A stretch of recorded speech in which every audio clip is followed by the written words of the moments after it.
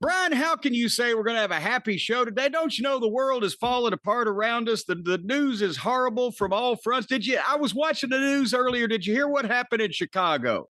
In Chicago, right in the middle of broad daylight on the street in front of witnesses. Did you hear about this, the Chicago incident? No, I have no idea what you're talking about. No.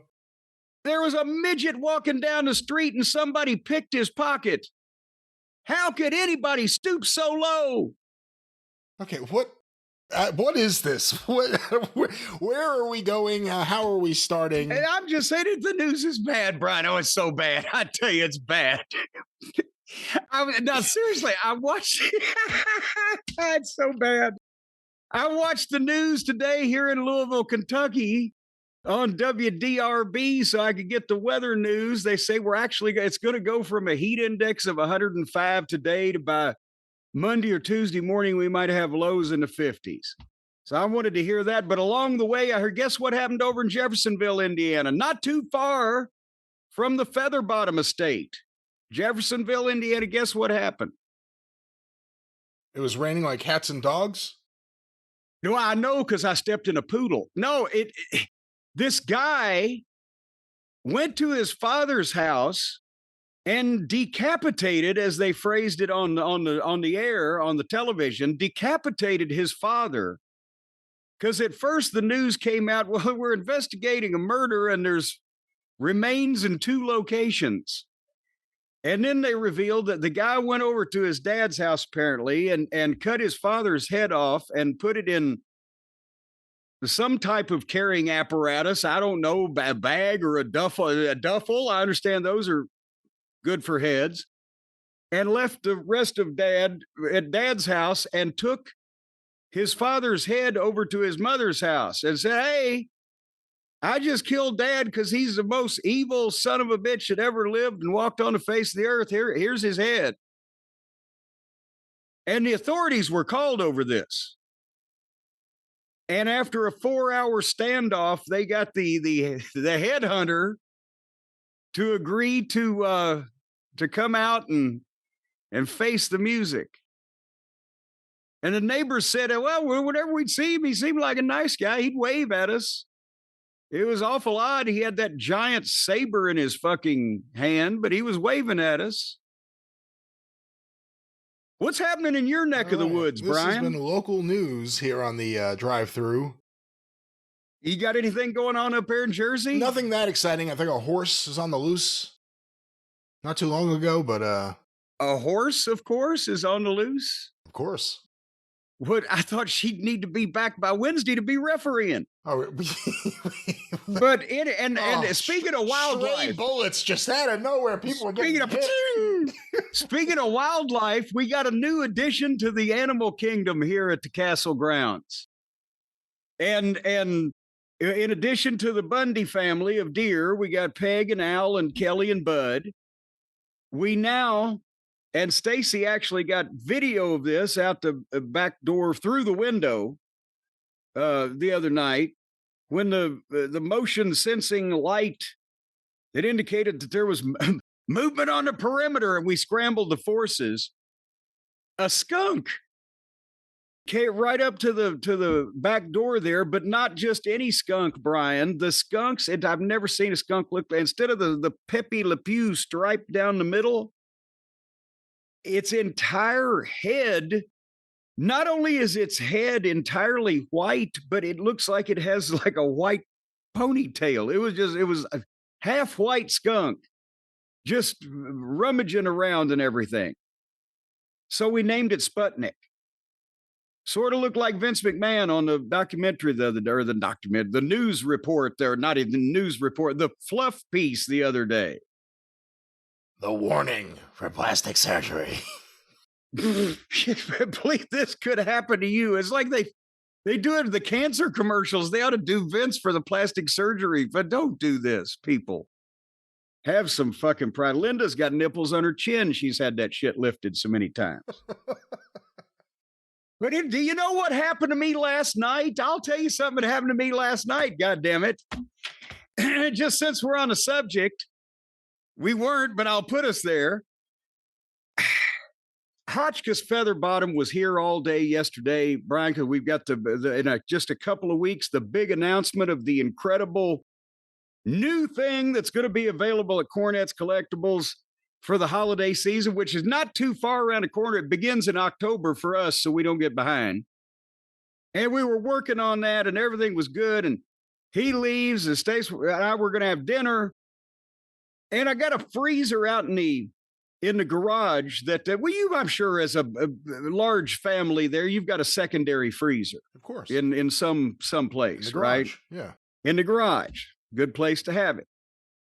Well, it's where we keep the overflow of the stuff you can't really fit in and she's going to get some vegetables or whatever, I don't know. But this is where we got like all that cheese, steak, meat I told you about. We get by the bulk because it's so good, and you cook it up from frozen. And my I just got a box of Provel cheese from Emo's in St. Louis, Emo's Pizza. Brand new. It only got one package out. And they're like 5 pounds of salmon and blah, blah, blah. She opens up the lid of that freezer, and sometime in the last week or 10 days or so, that freezer just said, fuck it. And it's only 15 years old.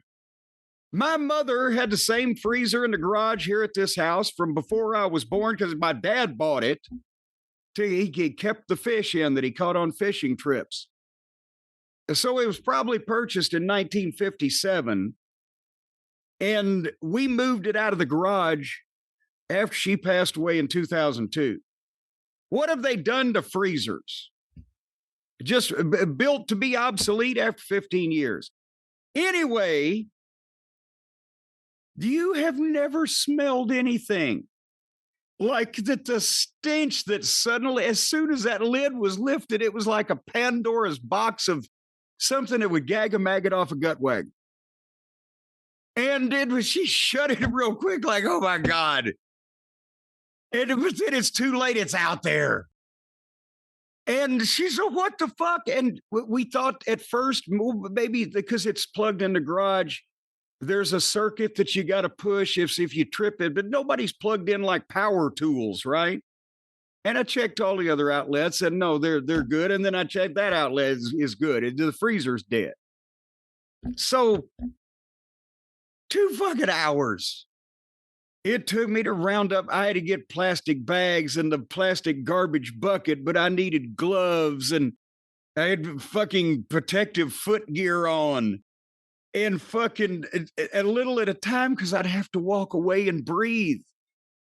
Drag that rancid to have kids. There was 2 racks of ribs in there, baby back ribs, from when if it ever got cool enough to cook out, which it's about to do in 4 or 5 days. They've been in there for 2 months. And they had, whatever happens with the gas and the combustion of they were blown up like balloons, the plastic wrapping around these things. Wow. To where if it had popped, I'm sure it would have exploded botulism all over me. So I'm putting these in the plastic hefty bags, and then I put it in an empty garbage bucket to wheel to the road. And the soup down where the water has melted and mixed with the juice that has come from the rotted salmon and the rancid seafood and various is still in the bottom. I had to get the dolly and put the freezer on the dolly and the pudding pop. I sound like Cosby. I had to put the goddamn freezer on a dolly and wheel it to the far end of the driveway outside next to the evergreen tree where with where you can once again poison the deer. No, they can't get in it. The lid is down. Nobody wants in that thing. And I got to have the Monroes come over and haul the fucking thing off. So then I was, after a couple hours that I was really ready to have dinner. So reminder, folks, check your freezers just every couple of days. Just lift the lid and see if the shit still froze. You said lift the lid. So your second freezer is, for lack of a better term, horizontal. It's not like a vertical freezer, just the Same size as the regular refrigerator? Well, no, it doesn't mimic the operational appearance of a refrigerator where the doors open, stands upright and opens out. It's one of the goddamn things where, you bend over and lean into it and get things out. Oh, let me get an ice cream. Yeah, I know what you mean. Yes, because that way I can also set Cornette's collectibles on top of it. So it's all geometrically designed out there. Well, the whole wall is shelves except for underneath the window that is the freezer, and then I set various supplies on top of that because we don't get in it that much, did I mention? And after only 15 years. What are you going to buy? What are you going to do? Another freezer. Same exact kind? What are you going to do? Well, obviously not. I'm kind of turned off of those stench-ridden fucking unreliable items at this point. I'm not. Stacy is going to handle the choosing of the freezer that she would like within the parameters of the space I measured that it fits in there, and that's all as long as it goes in there, I don't care as long as it freezes things. What if she wants a smart freezer that you could actually monitor on your phone and check the temperature, all those kind of things? It would be her phones. As long as I can lift the lid and get my goddamn Provel cheese from Emo's Pizza out of it, I don't care. I don't care if it has a conversation with my refrigerator and my goddamn television and my fucking oven. And they all tell each other to fuck off or what. If they conspire against me now, we got a problem. Yeah, but don't you think that's next? I mean, we're only a few years away from the robots just taking over, aren't we? I treat my stove and refrigerator better than most people do, I would imagine. You know me. I'm a tidy person. When the signal comes in from Mission Command, it ain't gonna matter. No, they'll know I'm on their side. Just give me the fucking animal kingdom, and you can kill all the fucking people. So they're gonna sense a kindred spirit in me. When you think, how do you fight the robots? That may be the way for a determined man to round up all the remaining animals in God's kingdom and fight back against the robots. The robots will never expect the elephants. No, I wouldn't fight back against them. I'd say, look, give me the animal kingdom and let me live amongst them. I'm talking to the fucking robot overlords now. Oh, so it's like Lex Luthor wanting Australia from General Zod. Give me Australia. Give me the animal kingdom and the state of Kentucky. And fuck all these people. Do what the fuck you want.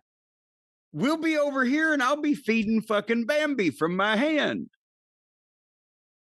That's the big heel turn everyone's waiting for, is when one of these animals bites you or something, and then it's going to be a new ball game. New ball game. See, but that's the thing. They don't understand, Brian. They just have the simple, basic emotions of fear or trust or whatever in very simple concepts. It's people. People are the ones that you could be mad at when they bite the hand that feeds them, because they should know better, because they're functioning, intelligent beings, allegedly. But no, the whole human race is filled with people like that, where you can't blame the poor animal until you establish the trust, because they don't trust people for a reason. So you got to go out there. For a reason. A lot of them see us as food. Well, no, a lot of them see us as, fuck, he's about to fucking shoot me. So that's why you take the apple out for the deer and you roll it gently toward them and you establish a little trust. And then they're part of the family because they're safe here away from the outside world. Have any of your neighbors ever said, can you please stop feeding the wildlife? No, actually, Sherry next door a couple years back said, "Oh, I see you're feeding the deer," because she loves to watch the deer in her backyard. I see you're feeding the deer because she's an elderly. Well, I don't want to just put her near the grave, but she's older than I am. You just did. She can't. No, as far as I know, she's in decent health, but she can't. She's not physically gonna lug deer food down to the fucking places where we feed the deer around here and etc. So I was doing that, and she was happy to see that because she worries about them too, like I do when they're crossing the road, like I do. So no, she's not upset about that. Did you see another horse? Did you see another horse drop dead on the streets of Manhattan? What was a horse doing on the streets of Manhattan? Well, for carriage rides through Central Park. Oh, good Lord. Can you imagine that poor whore? It's bad enough when humans are stuck in that cesspool of activity and stench, but when the poor animals have to just fucking wander up and down those crime-ridden and fucking filth-ridden fucking streets and pollution and rats and garbage. They add to that filth. They shit everywhere. They shit everywhere they go. And shit just to fucking carry a bunch of fucking assholes around that could either get a cab or fucking walk under their own power. No wonder they dropped dead. It's probably suicide. I think it was heat and exhaustion. Probably lack of food. What do you have to live for? He should have turned around and take a bite out of the fucking guy that's running the operation. See, I live he was hungry. The idea that one day I could see like a runaway horse, just kick some guy and just tear off down Fifth Avenue. He wouldn't be able to get up any speed. There's too many cabs in the way. You couldn't even have a good fucking horse chase in the middle of New York. If they could jump from roof to roof, as only a horse could, maybe. No, they're not. No, what the fuck do you think? Looky here. Boy, you're really from New Jersey and not Kentucky. Just because the horses run like that on the racetrack doesn't mean they can just do the goddamn as Darby Allin stunt work of running up and down over slick cabs and fucking gaps in them, and they're moving at the same time in the middle of Manhattan without busting their ass about 3 cabs in. Well, I guess I'm trying to look at this story on a positive side and think that this horse that was the brave horse that finally broke away was also smart and strong, kind of like a super horse. And they're able to get away as opposed to they get 2 cars away and they fall down, break their leg, get shot in the head.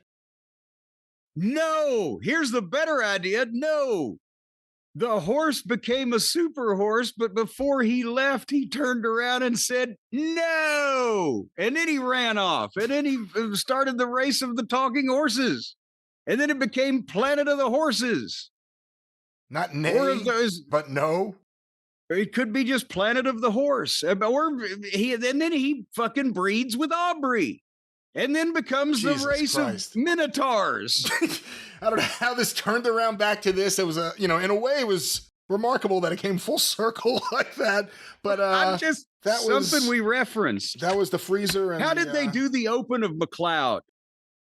Back in the 70s, was there just so much less traffic they could have Dennis Weaver and McLeod's open ride the fucking horse down the streets of Manhattan? I think I told you off air the other day. I got caught in an episode of Mannix the other day. I couldn't fall asleep till 3 a.m.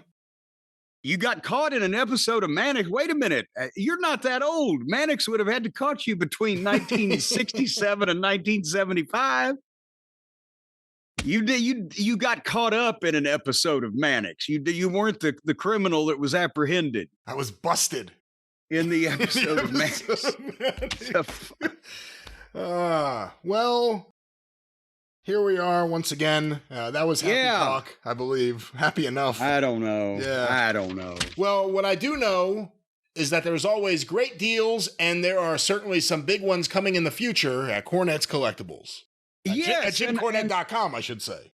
Well, or either, it's synonymous at this point. They know where to go. The people out there, they know where, and I tell them where to go all the time.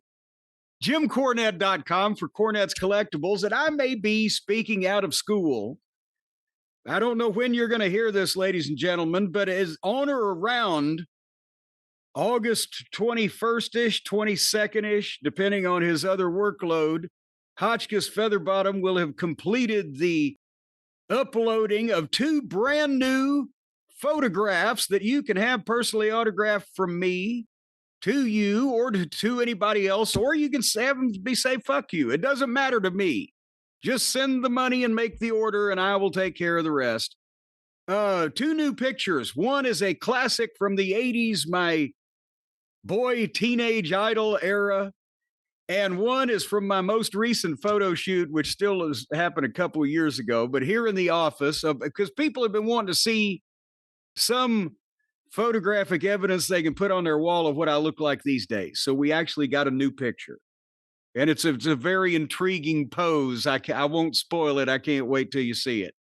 But that's going to happen. And the thank you, fuck you, bye t-shirts they're not being discontinued. They're just not being reordered. We are eliminating the stock of those to income some more things for the holiday season. So the remaining thank you, fuck you, buy t-shirts, if you've been on the fence, are on sale for half price.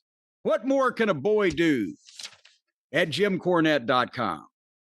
And all the other good stuff. All the other good stuff.